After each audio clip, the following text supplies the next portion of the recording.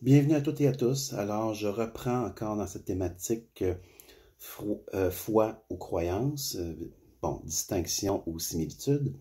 Comme je l'ai mentionné, moi je crois qu'il y a de nettes distinctions entre les deux, que la foi n'est pas la croyance n'est pas la foi. Dans la dernière vidéo, la troisième que j'ai faite, je vous ai laissé sur la prochaine thématique qui va faire place dans cette vidéo, par rapport à la foi antique et la foi actuelle. Dans cette vidéo, je ne vais aborder que la foi antique pour l'instant, parce que j'ai quand même beaucoup de contenu. Et ensuite, la vidéo suivante, je vais aborder la foi actuelle. Et on va voir c'est quoi la différence entre les deux. Alors, allons-y avec la foi antique. Je vais sûrement avoir quelques petites lectures, mais en somme, on va essayer de faire ça quand même assez de façon succincte. Donc, la foi antique. Et là, on revient toujours à la fameuse lettre d'Hébreu, qui était en fait à leur intention, qui a été rédigée dans les alentours des années 60 de notre ère. Bien que le nom de l'auteur soit inconnu du texte, il n'était pas pour ses destinataires, ça c'est sûr. La lettre n'est pas signée par son auteur. Est-ce qu'il manquait une partie? Est-ce parce que l'auteur ne voulait pas s'identifier pour des raisons de confidentialité évidentes, comme pour sa sécurité? S'il s'agit de l'apôtre Paul, bien, comme le suggèrent les premiers chrétiens d'Orient, il est fort possible qu'il y ait eu omission volontaire de l'apôtre de s'identifier. Les judaïsants qui étaient camouflés parmi le groupe d'Hébreux chrétiens pouvaient s'intéresser à la provenance d'une lettre qui pouvait les faire remonter jusqu'à l'apôtre. Et pourquoi je dis ça? Parce que le contexte interne de l'Épître aux Hébreux fait la démonstration qu'effectivement, il y avait des gens camouflés dans la communauté hébraïque qui ont quitté le judaïsme. Mais certains juifs s'étaient immiscés à l'intérieur, probablement parce qu'ils voulaient persécuter les chrétiens, trouver un moyen de pouvoir les faire accuser sur toutes sortes de faux témoignages. Alors, voilà, s'il s'agit de l'apôtre Paul, bien, là je parle de l'auteur de la lettre aux Hébreux, s'il s'agit de l'apôtre Paul, il serait impensable que cette lettre-là ait pu être rédigée au-delà de l'an 67. L'apôtre serait mort entre l'an 64 et 68. Le chapitre 13 semble confirmer implicitement d'ailleurs l'attribution paulinienne de la lettre, ne serait-ce que par la formule de salutation finale et la mention de son compagnon Timothée. De plus, l'ensemble de la lettre ressemble quand même de façon assez évidente là, des écrits pauliniens. Par exemple, l'Épître aux Romains, bon, ça ressemble beaucoup à l'Épître aux Hébreux lorsqu'on analyse dans les originaux. Quoi qu'il en soit, de toute façon, l'auteur de l'Épître ne mentionne nullement la destruction du temple de Jérusalem. Il semble évident, d'après le contexte interne, que l'auteur appartient encore à la génération de la période de transition, c'est-à-dire la période où le judaïsme était encore effectif, mais que le christianisme côtoyait le judaïsme, tant en Judée que dans le reste de l'Empire. Évidemment, le reste de l'Empire a pris plus de temps pour embrasser cette foi-là en Christ, parce que la bonne nouvelle était d'abord en Israël, en Judée, et ensuite, bien, les disciples, apôtres, ont parcouru le monde romain. Les infrastructures romaines ont pu permettre quand même une très bonne rapidité de cette propagation de l'Évangile. D'abord pour les Juifs, ensuite pour le grec, mais c'était d'abord adressé pour le Juif, puisque la promesse d'un Messie, elle était pour le Juif. Alors, il n'y a pas de mention de destruction du temple, donc il faut quand même réaliser que c'est une thématique extrêmement importante, c'est un élément essentiel, c'est ce qui marque le passé et l'avenir. C'est ce qui marque, c'est ce qui trace la ligne entre l'ancienne et la nouvelle alliance de façon visible. Parce que la mort à la croix et sa résurrection de Jésus-Christ, bien, pour le croyant, si on peut s'exprimer encore comme ça, moi je dirais plutôt pour l'homme et la femme de foi, pour ces gens-là, bien, la croix représente la finalité de toute chose, parce qu'on regarde ça avec rétrospective et avec la foi en Jésus-Christ. Mais pour le juif qui refusait, qui niait l'évidence, Pour lui, le temple marquait la fin de son judaïsme tel qu'il l'a connu. Mais de toute façon, on va poursuivre. Donc évidemment, la rédaction de l'Épître ne peut pas dépasser l'an 70. Certains exégètes supposent que la rédaction de cette épître a pu se faire au-delà de l'an 70, mais encore une fois, le contexte interne vient contredire ces exégètes parce qu'il n'y a pas une mention aussi importante, un événement majeur. Vous savez, les exégètes, là, ce ne sont pas des juifs du 1er siècle. Ce sont des gens qui analysent très froidement, pour la plupart, les textes dans leurs originaux.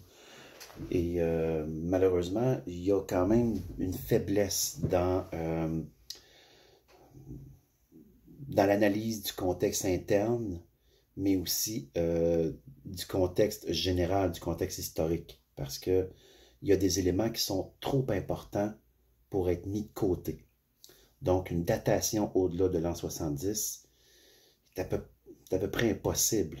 Alors, sinon l'auteur a mentionné un élément comme celui-là. Ce n'est pas le seul élément, mais c'est entre autres un des éléments qui sont importants.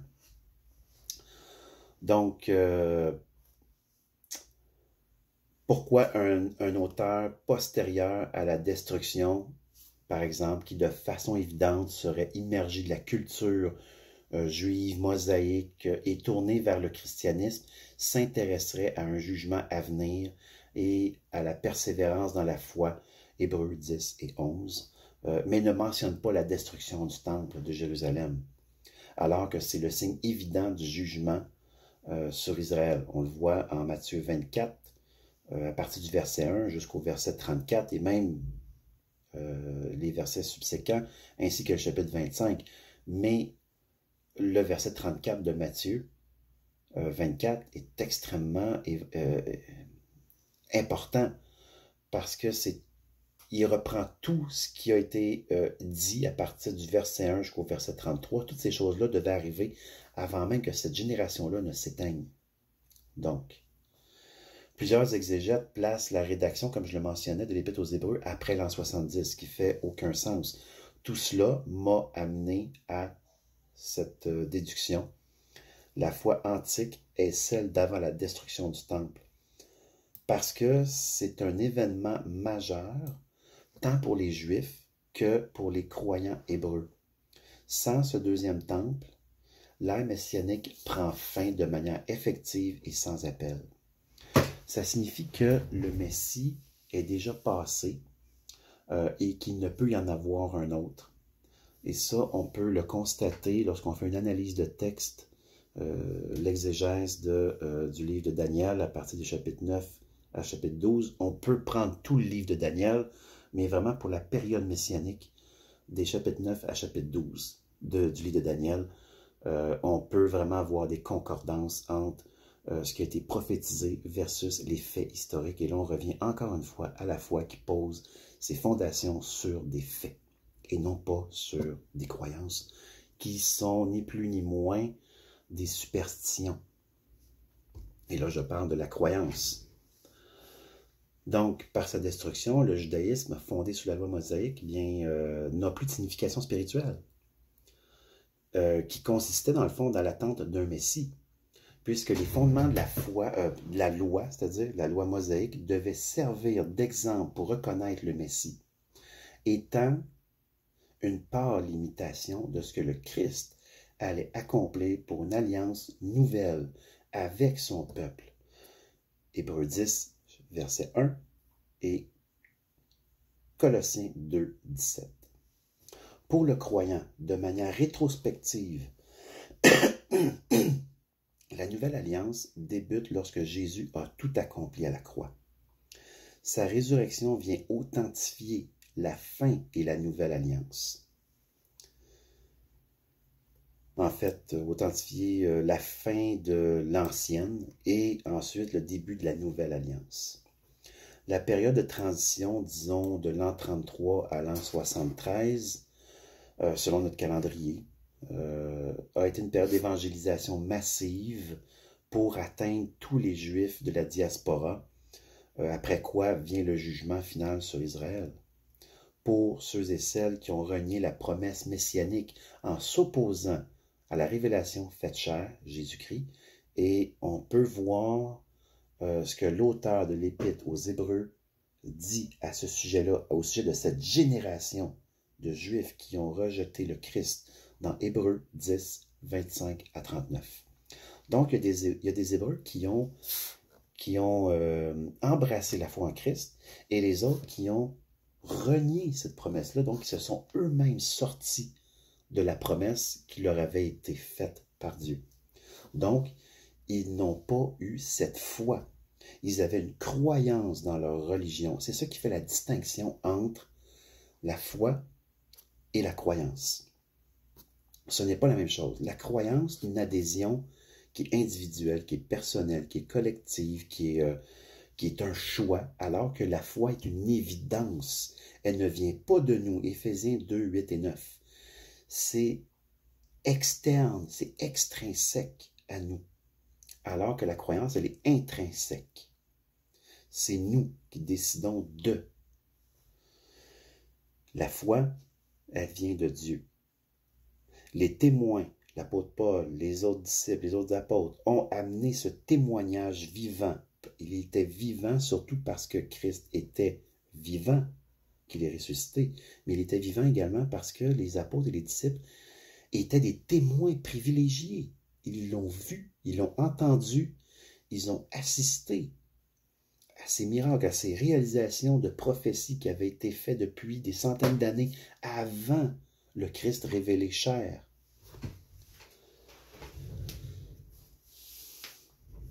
Donc la foi et la croyance n'ont pas de similitude. Elles peuvent se ressembler, mais elles ne sont pas du tout dans le même registre. Donc, en somme, bien, puisque Dieu avait déjà accompli tout ce qu'il avait dit auparavant, bien, les anciens, comme dans Hébreux 11, savaient que Dieu remplirait ses promesses à venir. Donc, eux, la foi antique, c'était une foi qui regardait vers l'avant, mais toujours avec un regard en arrière. Pourquoi? On dit souvent que le passé est garant de l'avenir. On se rappelle de notre histoire, de notre bagage, de ce qui a construit notre identité individuelle et collective. Et c'est avec ce bagage-là qu'on va vers l'avant. Dieu a dit, Dieu a accompli. La Genèse débute de cette manière-là. Dieu a dit, Dieu a accompli. Dieu a dit, Dieu a accompli. Ainsi de suite. Et progressivement, on assiste à la réalisation des promesses que Dieu a faites à ses prophètes. Au courant de l'histoire, les Juifs se sont rappelés de tous ces événements que Dieu a opérés sous leurs yeux, ce qui a bâti leur confiance en Dieu. Même s'ils se sont continuellement détournés au fil du temps et qu'ils ont été ramenés à l'ordre, ils se sont remis à avoir la foi et ensuite ils se sont encore détournés. Peu importe, de toute façon, il y a un historique d'accomplissement de Dieu en lien avec ce qu'il a dit. Quelqu'un qui fait toujours ce qu'il dit, c'est quelqu'un en qui on peut avoir confiance. Donc, ça se résume à ça. Alors, les prophètes nommés dans Hébreux 11, c'est-à-dire les anciens conducteurs d'Israël, eux, ont salué les promesses de loin, sachant qu'ils ne les verraient pas de leur vivant, mais ils savaient également que Dieu accomplirait. Pourquoi? Parce qu'il a déjà accompli des choses dans leur histoire à eux. Donc ça, c'est la foi antique. La foi antique se résume à deux choses. D'abord, le bagage historique qui a érigé leur confiance en Dieu. Et ensuite, ce regard vers l'avenir, toujours en sachant que Dieu a toujours fait ce qu'il a accompli. Donc, tout ce qu'il a dit, il va le faire également. Plusieurs ont rêvé de voir ce Messie fait chair. Et ils ne l'auront pas vu. Mais ils savaient que cette promesse-là se produirait. Maintenant, dans la prochaine vidéo, je vais aborder la foi actuelle parce qu'elle se distingue de la foi antique. C'est-à-dire la foi de ceux qui ont vécu avant la destruction du temple. Maintenant, la foi de ceux après la destruction du temple, parce qu'il y a un marquage de temps, il y a une ligne de temps. La destruction du temple marque l'ancienne alliance, donc la foi des anciens, la foi antique, et après la destruction du temple, toujours comme point de référence, la foi actuelle, la foi à partir de ce moment-là jusqu'à aujourd'hui.